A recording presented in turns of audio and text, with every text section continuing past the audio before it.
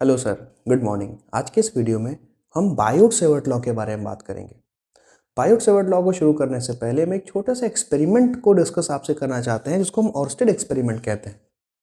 आपको ये पता होगा कि ऑर्स्टेड नाम के एक फिजिसिस्ट ने ये चीज़ ऑब्जर्व किया कि कोई भी अगर एक करंट कैरिंग वायर है तो उस करंट कैरिंग वायर के चारों तरफ क्या क्रिएट हो जाता है, मैग्नेटिक फील्ड क्रिएट हो जाएगा। कि कोई भी कंडक्टर है, कोई भी वायर है, अगर उसमें करंट फ्लो करेगा तो उस वायर के चारों तरफ क्या क्रिएट हो जाता है, वायर के चारों तरफ मैग्नेटिक फील्ड क्रिएट हो जाता है। ठीक बात है ना। और ये बड़ा ही रिवोल्यूशनरी आइडिया था कि किसी की करंट से भी मैग्नेटिक फील्ड क्रिएट हो सकता था। ऑर्स्टेड से पहले ऐसा किसी ने सोचा भी नहीं था। तो अब तो समझ में आ गया कि कोई करंट कैरिंग वायर होगा तो उसके चारों तरफ मैग्नेटिक फील्ड बन जाएगा, मैग्नेटिक फील्ड क्रिएट हो जाएगा। फिर अगर मैग्नेटिक फील्ड बनेगा तो उस मैग्नेटिक फील्ड को कैलकुलेट कैसे करेंगे। तो याद रखना, किसी भी करंट कैरिंग वायर के चारों तरफ जो मैग्नेटिक फील्ड बन रहा है उस मैग्नेटिक फील्ड को कैलकुलेट करने के लिए एक बहुत ही सुंदर सा फॉर्मूला किसने दिया, बायोट-सेवर्ट ने दिया, जो बायोट-सेवर्ट लॉ के नाम से जाना जाता है। ठीक है ना। इसको समझने के लिए देखिएगा कि मान लेते हैं कि करंट कैरिंग एक वायर है और इस करंट कैरिंग वायर का एक छोटा सा हमने एलिमेंट ले लिया। ठीक है ना। एक छोटा सा एलिमेंट मतलब इस वायर का एक छोटा सा पार्ट हमने ऐसे ले लिया, इसमें आई करंट फ्लो कर रहा था और इस करंट कैरिंग वायर का एक छोटा सा पार्ट हमने ले लिया, छोटा सा पार्ट ले लिया। अब करंट कैरिंग वायर का जो हमने छोटा सा पार्ट लिया, इस छोटे से पार्ट से आर डिस्टेंस की दूरी पर कितना मैग्नेटिक फील्ड होगा, वो मैग्नेटिक फील्ड हम कैलकुलेट करेंगे। और इस मैग्नेटिक फील्ड को हम किस फॉर्मूले से कैलकुलेट करते हैं, किस लॉ से कैलकुलेट करते हैं, तो वही लॉ क्या कहलाता है, बायोट-सेवर्ट लॉ कहलाता है।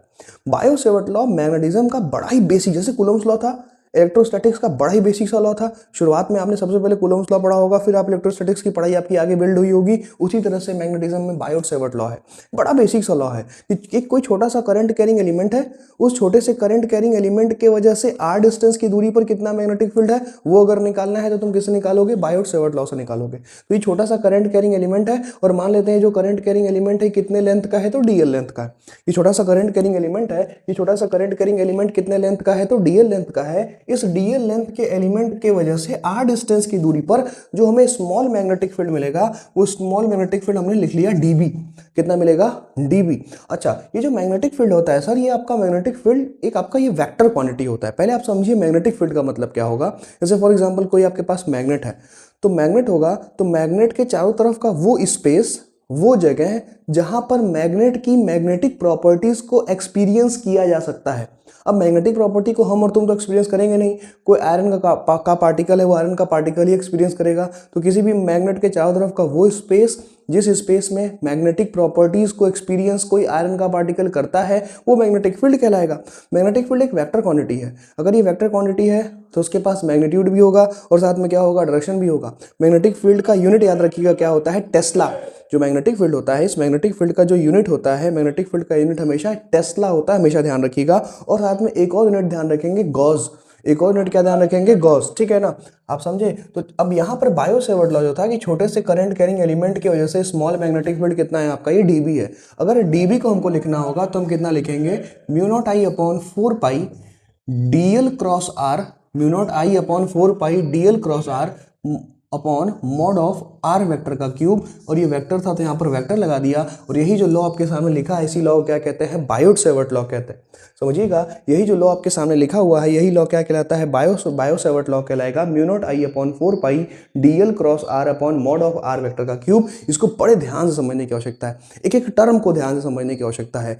सबसे पहली बात कि सर इसमें पहली चर्चा तो कर लेते हैं म्यू नॉट पर।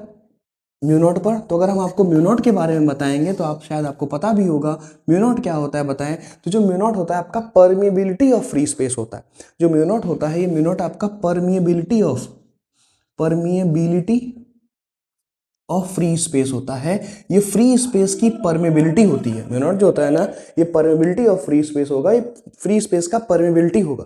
ठीक है ना। ये जो म्यू नॉट होता है, इस म्यू नॉट का वैल्यू कितना होता है, तो इसका वैल्यू होता है, ये हम म्यू नॉट की वैल्यू आपको बता रहे हैं। म्यू नॉट, अच्छा एप्सिलॉन नॉट याद करिए, कूलम्ब्स लॉ में क्या था, एप्सिलॉन नॉट था वो परमिटिविटी ऑफ फ्री स्पेस था। एप्सिलॉन नॉट क्या था, परमिटिविटी ऑफ फ्री स्पेस था। और ये म्यू नॉट क्या है, परमेबिलिटी ऑफ फ्री स्पेस। ये मैग्नेटिक कांस्टेंट है। एप्सिलॉन नॉट एक इलेक्ट्रिक कांस्टेंट था।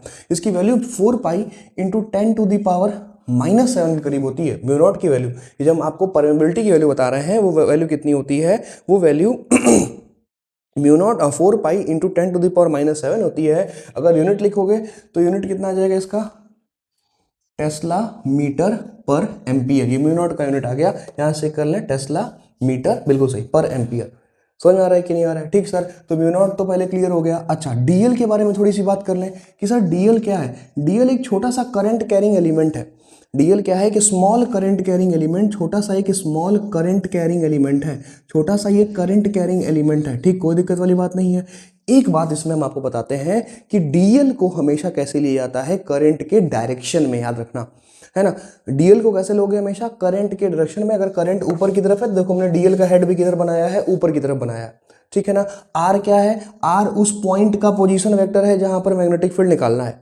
Position vector of point, position vector of point where magnetic field is to be calculated, जहां पर मैग्नेटिक फील्ड आपको क्या करना है, कैलकुलेट करना है।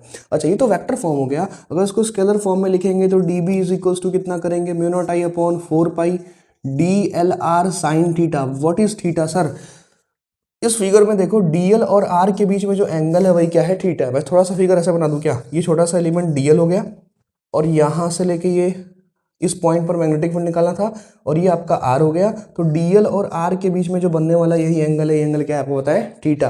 तो mu not I upon 4 pi d l r sine theta upon कितना आ जाएगा, आर क्यूब, एक आर से आर कट जाएगा तो d b equals to, scalar form में आप ये भी चाहें तो याद कर सकते हैं, mu not I upon 4 pi d l sine theta upon कितना, आर स्क्वायर।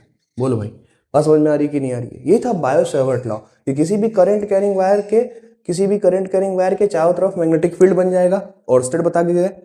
उस मैग्नेटिक फील्ड को कैलकुलेट कैसे करोगे, तो वायर का एक छोटा सा पार्ट ले लो, उस छोटे से पार्ट पे आर डिस्टेंस की दूरी पर मैग्नेटिक फील्ड निकाल लो, तो छोटे से पार्ट से छोटी सी मैग्नेटिक फील्ड आएगी, और पूरे के लिए इंटीग्रेट कर लो, आंसर आ गया यार। सही बात है ना, ये तो एक छोटी सी मैग्नेटिक फील्ड आई ना, पूरा निकालना है तो बोथ साइड क्या कर दीजिए, इंटीग्रेट कर दीजिए, प्रॉपर लिमिट लगा के इंटीग्रेट कर दीजिए, प्रॉपर लिमिट लगा के आप इंटीग्रेट करेंगे, आपको क्या मिल जाएगा, आंसर मिल जाएगा। लेकिन अभी हम आपको थोड़ी पहले बता रहे थे कि याद रखेंगे कि जो मैग्नेटिक फील्ड आपका सर जी होता है, ये मैग्नेटिक फील्ड कैसा क्वांटिटी होता है, ये वेक्टर क्वांटिटी होता है ना। मैग्नेटिक फील्ड आपका ये वेक्टर क्वांटिटी होता है। मैग्नेटिक फील्ड को रिप्रेजेंट बी से करते हो। मैग्नेटिक फील्ड का यूनिट जो होता है, या एसआई में टेस्ला होता है, जिसको टी से दिखाते हैं, और सीजीएस में क्या होता है, गॉस। जो टी सीजीएस यूनिट होती है मैग्नेटिक फील्ड की, जो सीजीएस यूनिट होती है, सीजीएस यूनिट कितनी होती है, तो सीजीएस यूनिट गॉस होती है। ठीक बात है ना। एक जो टेस्ला होता है, एक टेस्ला में कितना गॉस होता है, तो 10⁴ गॉस होता है, याद रखना। जो एक टेस्ला होता है, उस एक टेस्ला में कितना गॉस होता है, तो एक टेस्ला में 10⁴ गॉस होता है, आपको पता होगा ये सब चीज। उसके बाद इतनी बात आप ध्यान रखेंगे, तो उसके बाद आप ये समझिए कि सर अगर ये वेक्टर है तो मतलब मैग्नेटिक फील्ड के पास मैग्नीट्यूड भी होगा और डायरेक्शन भी होगा। तो यहाँ पर जो भी हमने फॉर्मूला लिखा है, ये किसका फॉर्मूला है, ये मैग्नीट्यूड आपको दे देगा ना सर, ये आपको मैग्नीट्यूड ऑफ क्या दे देगा, मैग्नेटिक फील्ड दे देगा। अगर मैग्नेटिक फील्ड का यहाँ से आपको मैग्नीट्यूड मिल गया तो डायरेक्शन कैसे निकालेंगे, अब आप समझिएगा। किसी भी मैग्नेटिक फील्ड का डायरेक्शन निकालने के लिए मेरे पास दो नियम है ना, जिसमें सबसे पहला जो होता है, जो राइट हैंड रूल नॉर्मल होता है, किसी भी क्रॉस प्रोडक्ट के लिए जो आप रूल लगाते हैं कि अगर कभी भी क्रॉस प्रोडक्ट आएगा तो अपने राइट हैंड को पहले वेक्टर से दूसरे वेक्टर की तरफ घुमा देंगे, है ना। राइट हैंड को पहले वेक्टर से दूसरे वेक्टर की तरफ घुमा देंगे, जो अंगूठा होगा हमको क्या दे देगा, जिस वेक्टर की बात हम कर रहे हैं, जिस वेक्टर को हम कैलकुलेट कर रहे हैं, उसका डायरेक्शन दे देगा। समझे कि फॉर एग्जांपल अगर कभी तुम्हारे सामने ऐसा लिखा हुआ है a vector is equals to p vector cross q vector, तो अपने राइट हैंड को पी वेक्टर से क्यू वेक्टर की तरफ घुमाओ, जो तुम्हारा अंगूठा आएगा वो किसका डायरेक्शन दे देगा तुमको, वो ए वेक्टर का डायरेक्शन दे देगा। तो एक तो मैग्नेटिक फील्ड निकालने का, के डायरेक्शन को निकालने का एक तरीका यहाँ पर ये हो सकता है, ठीक है ना, कि अपने हाथ को हम डीएल से आर की तरफ घुमाएं। जब अपने हाथ को डीएल से आर की तरफ घुमाएंगे तो उस केस में जिधर हमारा अंगूठा पॉइंट करेगा वही हमारा मैग्नेटिक फील्ड का डायरेक्शन होगा। इसको राइट हैंड रूल कह लो या राइट हैंड थंब रूल जो कहना है कह लो। सबसे पहला राइट हैंड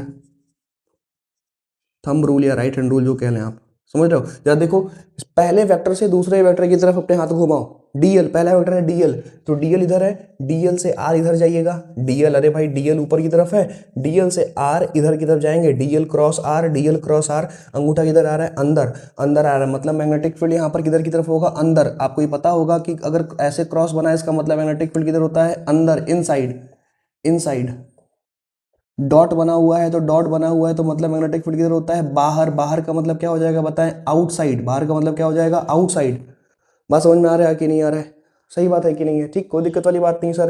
कि जरा यहाँ पर हम एक बार फिर से आपको बता दें कि राइट हैंड रूल या राइट हैंड थंब रूल क्या कहता है कि अपने राइट हैंड को पहले वेक्टर से दूसरे वेक्टर की तरफ घुमाइए।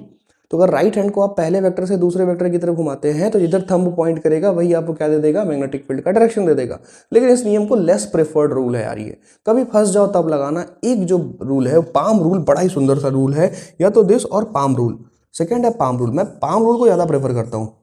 पाम रूल 90 to 95% कंडीशन में पाम रूल बहुत सुटेबली, बहुत अच्छे तरीके से काम कर जाता है। कभी कहाँ, लेकिन जाना दोनों है अपने को, बट ज़्यादा हम यूज़ किसको करेंगे, पाम रूल करेंगे। बड़ा ही सिंपल सा नियम, पाम का मतलब होता है हथेली, और राइट हैंड का नियम है, लेफ्ट हैंड का नियम नहीं है। राइट हैंड के पाम को ऐसे ओपन करना है, कर लिया आपने, ठीक है।